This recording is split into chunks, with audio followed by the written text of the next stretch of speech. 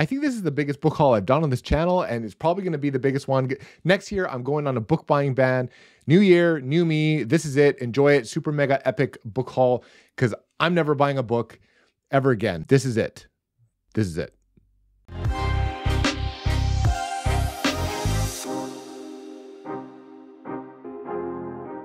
Hey guys, welcome back to the channel. My name's Theo. Thank you for hanging out with me.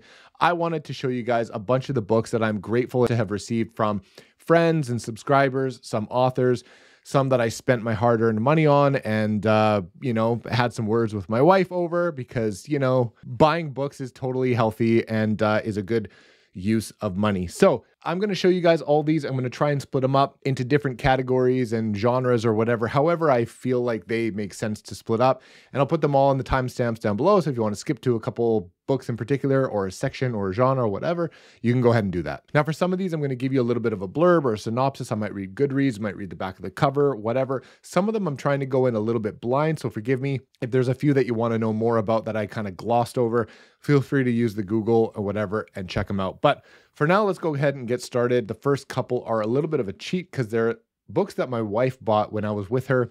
She likes to read classics, and I'm hoping to fit in a couple over the next year or so as well. I have my eye on a couple, but these ones are a cool little collection. They're on the tables for like, 3 for $10 or whatever. And she ended up picking up a couple of them. So the first one is Wuthering Heights by Emily Bronte. I've heard about this one. Don't really know much about it. It's definitely one that I feel like she would like. Not my cup of tea, but we have it in the collection along with a couple other ones. This one here is This Side of Paradise by F. Scott Fitzgerald. I read The Great Gatsby, I think last year with my wife. She liked it better than I did. I'm not a huge fan, and it wasn't really my type of book. I thought it was okay, but she's curious to try this one because, F. Scott Fitzgerald. And then we have Always Lived in the Castle. This is Shirley Jackson. So Shirley Jackson, I know from her short stories and like horror novels. I think she did Haunting of Hill House, and I think she did The Lottery and The Summer People. So I know her more than I know the other authors or whatever. I guess F. Scott Fitzgerald I know as well. Emily Bronte, new to me. I mean, I've heard the name, but wouldn't read it probably. But this one I probably would read. I think of the three, I'd probably try this one. So there you go. A couple classics to put on the shelf and stuff that my wife is probably going to get to a lot sooner than me. All right, let's get into some self-published books. The next one is one that I picked up myself after seeing this one talked about on BookTube from a lot of people that I trust. A lot of people seem to like it. I engaged with the author on social media a little bit. Seems like a really cool guy. I thought I'd pick it up. The cover looks really cool. It sounded pretty awesome from the blurb, and so I think I'll read it to you. It's the back cover. It says, Sedaine is destined to collapse. Across a world rife with blood, betrayal, and brutality, 5 people wade through unexpected tragedies. An egotistical student, a fleeing refugee, a nomadic warrior, a fallen noble, and a criminal in hiding navigate the sinister dealings of politicians, 2 sudden wars, and nefarious lies that surfaced at Ashmount, a university dedicated to teaching the 5 branches of magic. Survival means adapting or dying. That actually sounds pretty sweet, and even just from having read that, like, it sounds like a lot of the things I would typically like in my fantasy books. So I don't know. I've engaged with John a little bit on social media. Seems like a cool guy. Everyone who's read this has enjoyed it. It's actually come highly recommended from a couple people. And I don't know if this is a book one of a planned series or if it's a standalone. Either way, I think I'm going to try this one probably next year, and I'll let you guys know how it goes. Another self-published book that I decided to pick up after it was recommended to me by quite a few people, in particular RJ Gibson, a really good friend of mine who our tastes seem to align quite a bit. This is, I believe, book 1 of a 4-book series, I'm pretty sure, and I think it's completed. I also think that there's a novella or 2 out there. So this one is Of Blood and Fire by Ryan Cahill. This is book 1 of the Bound and the Broken series. And this one, like I said, came recommended by quite a few people. There's apparently pretty epic fantasy vibes in this, reminiscent of, not reminiscent, but it's, if you like Faithful and the Fallen, apparently you'll like this. I don't know if it deals with maybe prophecies or angels and demons or good and evil or what, but apparently it gives off that kind of epic fantasy vibes compared somewhat to Faithful and the Fallen, which I really like, and gives homage to classic fantasy in all the right ways, and apparently it's very, very good. So I'm excited to have picked this one up. I think I'm going to vibe with this one quite well, and I don't know if I can fit this one in next year. I will, but yeah, I'll probably let you guys know what I think about it when I do get to it. RJ highly recommended this one to me, so I'm probably going to give this one a shot sooner than later. This author sent this book to me and I really appreciate it. The cover looks awesome. It definitely gives off some Asian inspired fantasy, some martial arts vibes. And this one is 12 Blades in Contempt, book 1 of the Epic of a Geisha by Jordan Darrett. I really appreciate it. Sent it to me. It's kind of a short book, I believe. Obviously, it's book 1 of a planned series. I don't know to what extent it's finished. I don't think it is, but either way, I'll probably connect with him after I read it and see if I can get my hands on the rest of them if it is up my alley. This one looks really cool. The cover's pretty epic, and I just want to say thank you to Jordan for sending it my way. Definitely looks like something I would enjoy.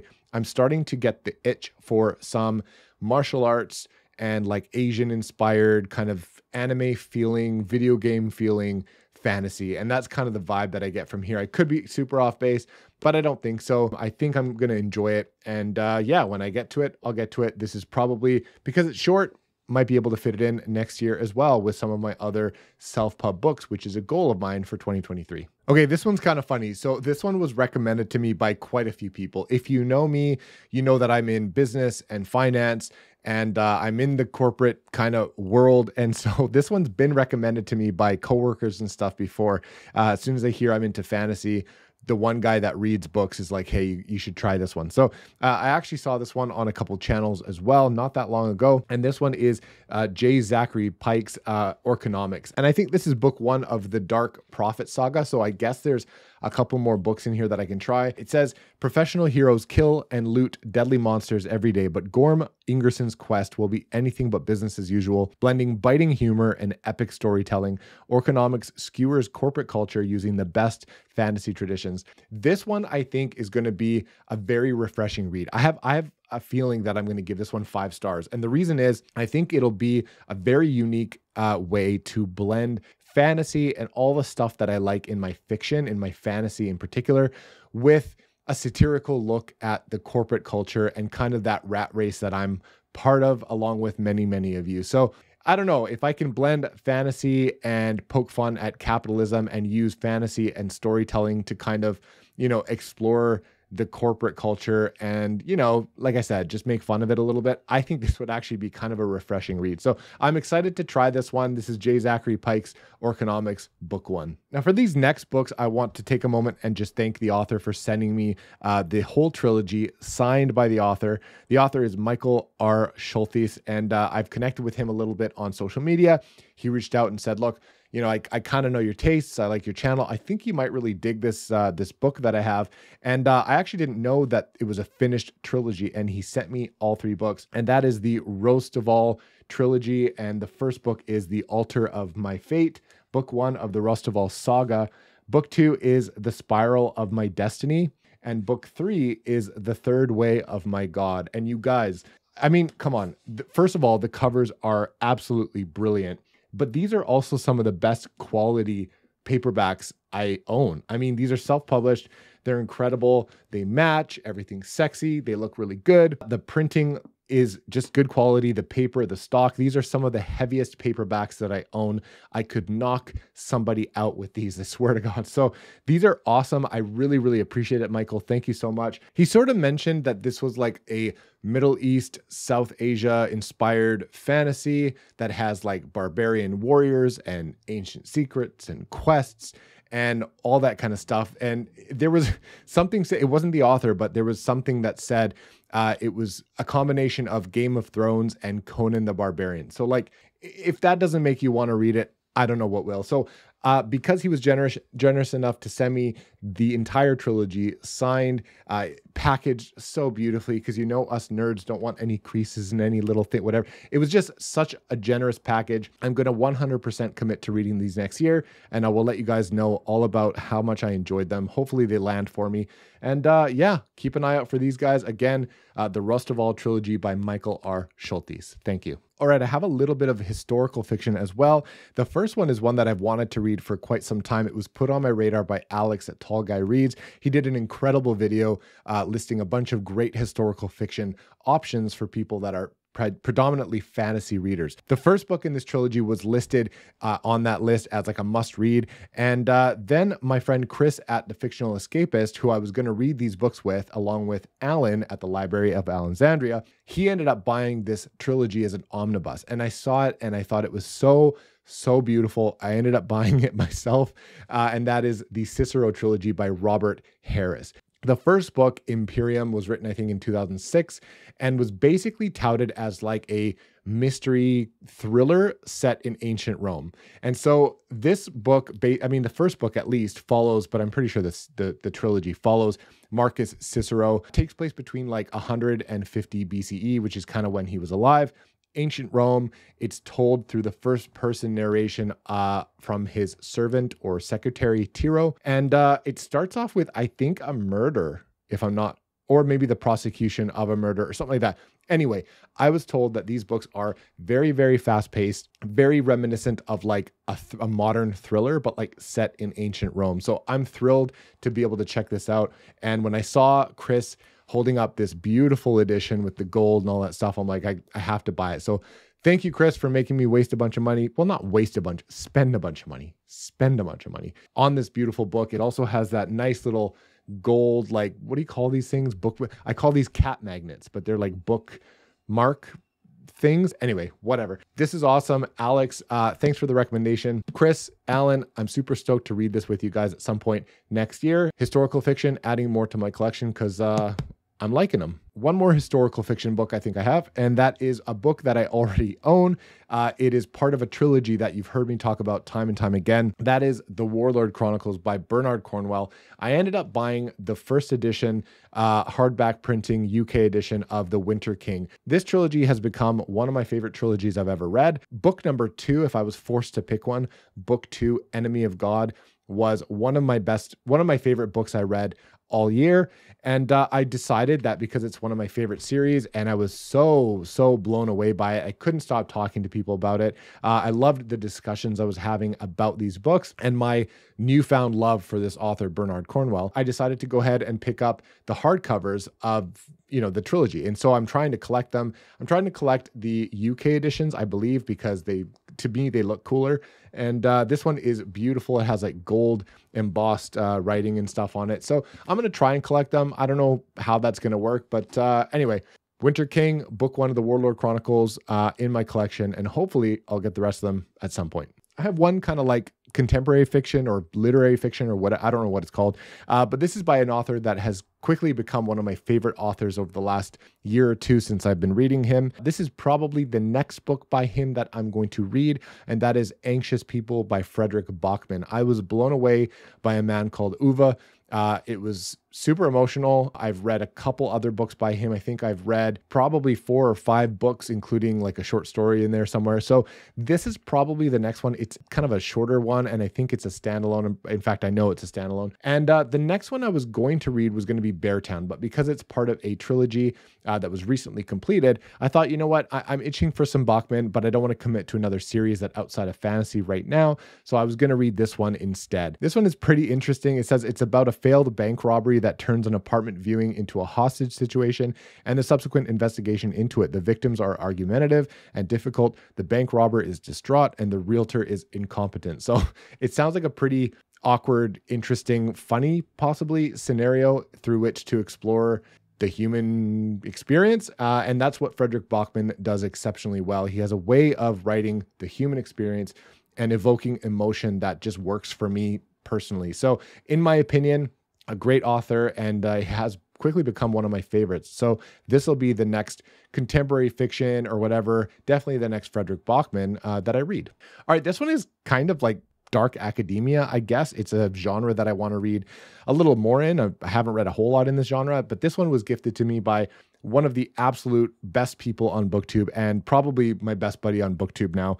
Alex at Tall Guy Reads runs the Grimoire Discord with me, and I just couldn't imagine doing this without him, to be honest. So we talk every day, and he was nice enough to send me this copy of Babel by R.F. Kuang. This is the author that wrote, of course, the Poppy War trilogy. I own 2 out of 3 books. I have not read those yet. I think I'm going to not read those and just maybe read this first next year. I wanted to get to this sooner. I wanted to actually be part of the hype and maybe read it with everyone when it came out, maybe do a review, but I never quite got to it. In fact, I never ended up buying it. Alex ended up sending it to me later on. And so I think this one does a pretty good job at combining sort of, fantasy elements and then exploring academics, dark academia type of setting, and exploring linguistics in kind of an interesting way. And it really, you can tell how educated R.F. Kuang is. I think her name is Rebecca, how educated she is, in this field. And she's able to kind of intertwine all these elements into kind of an interesting book. I've heard a lot of praise about this one. A lot of people enjoy it. It's hit or miss for some people. I'm not sure where I'm going to land with it. I'm definitely going to try this one. Dark Academia, R.F. Kuang. Yeah, I'll probably try this one next year. The next one is kind of urban fantasy-ish. I think it takes place around the 1800s or something like that in kind of Europe, London, something. I don't know. But it's one that I've wanted to try for a long time. I ended up buying the special edition that I've been seeing in the bookstore forever. And my wife and I both wanted to read it. And so I decided to pick this one up finally. And that is The Invisible Life of Addie LaRue by V.E. Schwab. And I haven't read anything by V.E. Schwab. I wanted to read the Shades of Magic books that she has. I think those would be pretty cool, the different Londons and all that kind of stuff. But I don't know 100% if that's going to vibe. I've heard some differing opinions and stuff on it, so I didn't commit to that series. But this one is a standalone. I've heard mostly very, very high praise for it. From what I know, it's about this girl that makes some sort of pact with the devil or something, and that bargain is that she's going to be immortal or childlike forever or live forever or whatever, at the expense of everyone she meets not being able to remember her. And so sounds like a pretty cool premise. It's not long. Again, standalone, beautiful edition. V.E. Schwab, want to try her for a long time. So I thought I'd pick it up at the recommendation of quite a lot of people, actually. I think now we're into proper fantasy. And this one is one that I've heard a little bit about another book that this person has written, and that is The Vanished Birds. And I've heard high praise for that one. And I recently saw a review, non-spoiler review, on this book by Jordan at Jordan Reads. This one is Simon Jimenez, and this is The Spear Cuts Through Water. This one seems pretty cool. Now, I'm going into this one a little bit blind. I don't know a whole lot about it. I know that there's a tyrannical royal family, and there's gods or goddesses or whatever, and they're vengeful and trying to sort some shit out. I don't know. It's like a framed narrative, and I think it's a grandmother telling the story to a grandchild about the old people or the old world or something like that. That's kind of all I know. All I hear is that it's whimsical and beautiful, and it's just very emotional, and it's just a very well done fantasy book, and it's a standalone from what I can tell, apparently. If you want to check out an amazing review on this one that gives you kind of the feelings that you can expect, go check out Jordan's review on this. Jordan Reads. I'll put her video and channel, I guess, down below. You can go ahead and check that out. The cover is magnificent, and I've heard a lot about The Vanished Birds. And so if I vibe with the writing and this type of, story or whatever, I'm definitely going to check out that other book and see how that works. The next one is by an author that some of you may or may not know. You may have heard the name whispered in the fantasy community. He's written a few books that I guess are popular or whatever. This one is Brandon Sanderson's Elantris. This is the 10th anniversary edition. One of the early books in the Cosmere, probably the first that takes place in the Cosmere, I wonder.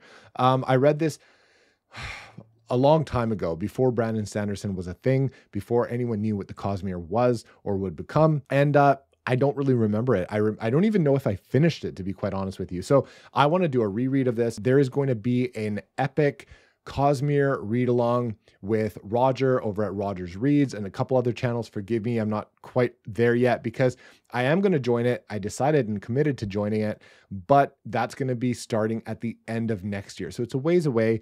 And I think we're going to be able to read through a bunch of stuff before Stormlight 5 comes out in 2025, I'm pretty sure. I'm not exactly positive, but this will give me a lot of time to read through the Cosmere. The next one I'm going to read is this month is Warbreaker. I've read Emperor's Soul. I've read like the Mistborn stuff. Not quite Era 2 yet, but maybe we'll see. So Elantris, I think, will probably be after Warbreaker, the next Brandon Sanderson book that I pick up. And it's part of the Cosmere. It's part of his whatever.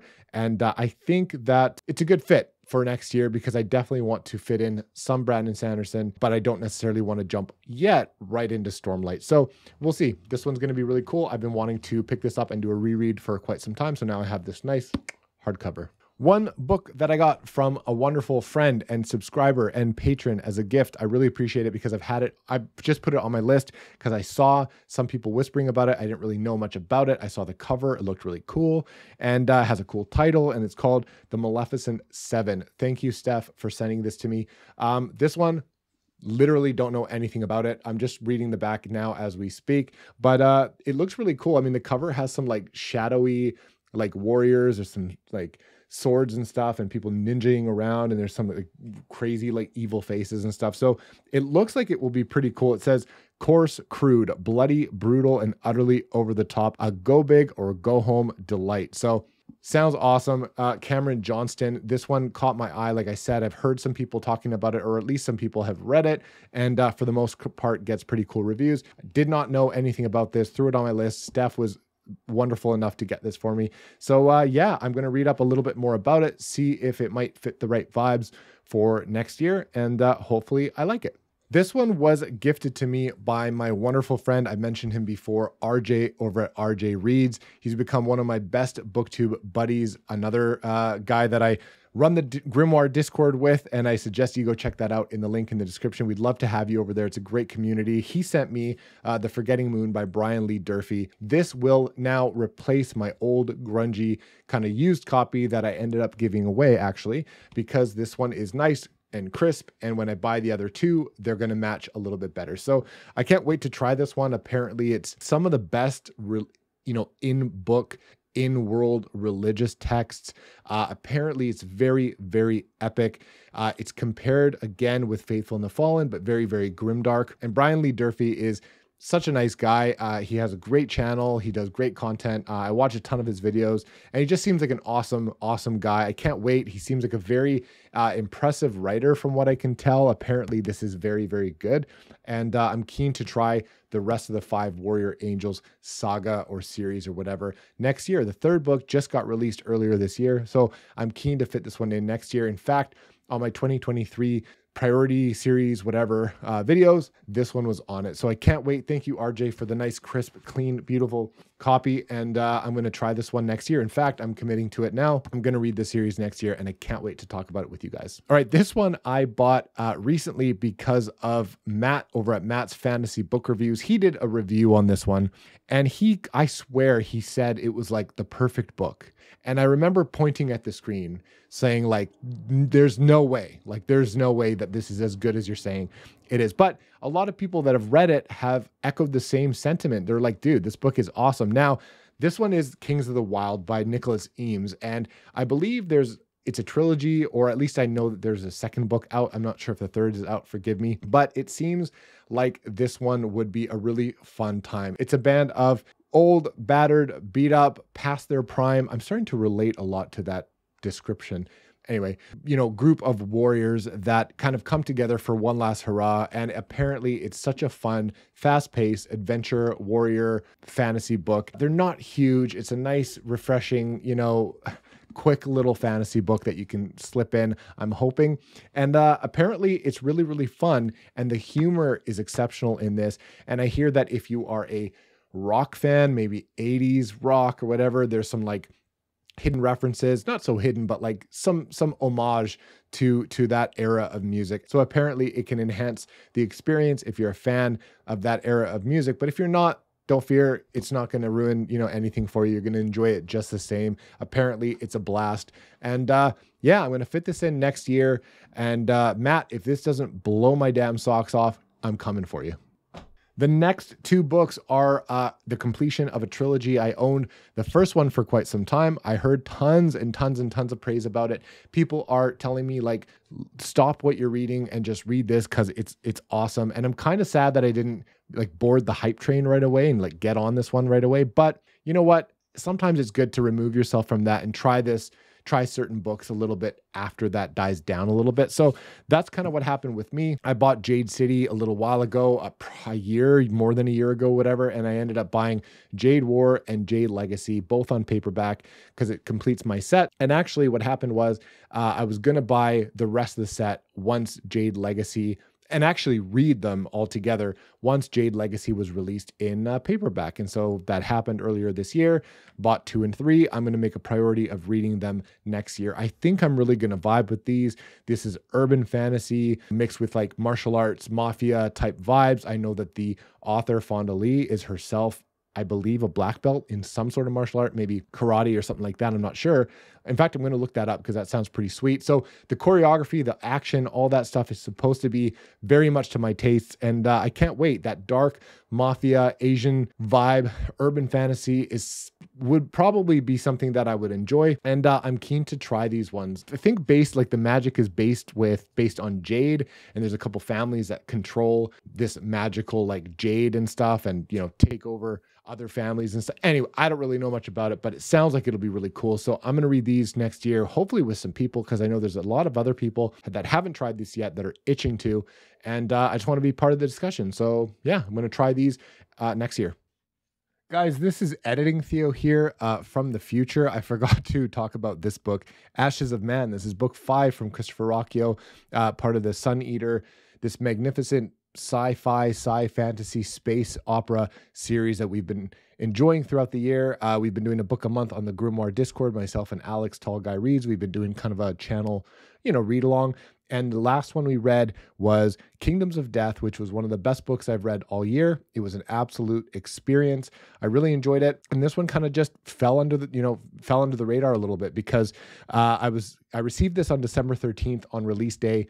And I was actually lucky enough to get an e-arc from NetGalley as well. So I want to thank everybody for that. But I wasn't able to jump on it and, board the hype train and be able to put out a review before the release of this book like I intended. I'm going away on vacation at the end of the month, and I was getting very into the Christmas season, and I wanted to mood read a little bit, some wintry, snowy, Christmassy type books, as well as I just got a little bit of the fantasy itch. So this one fell by the wayside a little bit. No reflection on the book or the series. I cannot wait to get to this one. I'm just going to get to it with everybody else, maybe later on this month, maybe beginning of January. I don't know, but I'll be fitting it in very soon because I've really enjoyed my time with this series. It's magnificent, and I can't wait. So I did get this one, Ashes of Man, Christopher Rocchio. Just wanted to share that with you guys and not forget it. So there you go. Okay, last but not least, I have some epic adventure fantasy books. This one is pretty funny. So I own all 3 in paperback. I'm actually finishing the 3rd one as we speak right now. And while I was reading it, I spilt some water. And if you know the typical OCD book collector, spilling water on a paperback is a no-no. So I got really frustrated and I ended up using that as an excuse, much to my wife's dismay, to go ahead and buy books 2 and 3 in hardcover, which I didn't own because I ended up earlier this year finding the first book in hardcover. So I ended up buying The Shadow of What Was Lost, Lycanius book 1 in hardcover. And then when I spilt, and I thought I would just, collect them over time if I find them used or whatever. This was like $7. I couldn't pass it up and it was absolutely mint. So I ended up finding books 2 and 3 in hardcover to go ahead and complete my set. And my 3rd book, the poor book that I spilt water all over, is now replaced with this one. I'm going to give those paperbacks away because they're just fine for the normal person, but for me, not good. So I'm going to read through the rest of book number 3 in this hardcover. I've been really enjoying it. They look beautiful on the shelf. I love the colors. They're just a little bit unique. The blue, the red, the orange, and like the white. They look so good on the shelf. So it's gearing up to be a favorite series of mine. Not a favorite, but a very, very impressive fantasy series that I think I would like to own. I know it's hit or miss for some people. It's very complex. It explores, time travel and time jumping a little bit. It gets very complicated, but it does have some of my favorite tropes like Magic Training and Found Family and a bunch of other ones. So I'm really enjoying it. James Islington, the Lycanius trilogy. I've had a blast with it, and I felt like it's definitely a book that I wanted, or books that I wanted to own. So I went out and bought the hardcovers, and there you go. So that is basically, I think that I'm looking around for other books. I think that's basically it. I just wanted to show you guys what I've accumulated over the last few months. As much as I was joking at the beginning of the video that I'm going to go on this huge book buying ban, probably not going to happen, but I am going to tone down my book buying a little bit. So this is the accumulation over a couple months. Plus, I'm so fortunate to have people like you guys, friends, subscribers, fellow booktubers and stuff, and authors that are gracious enough to send me stuff. So when that happens, I like to show those off and thank you from the bottom of my heart. So thank you, subscribers. Thank you, people that are watching, patrons, everybody. Really appreciate it. Just wanted to share these with you. Wish you guys a good rest of the day, and I'll catch you soon on the next one.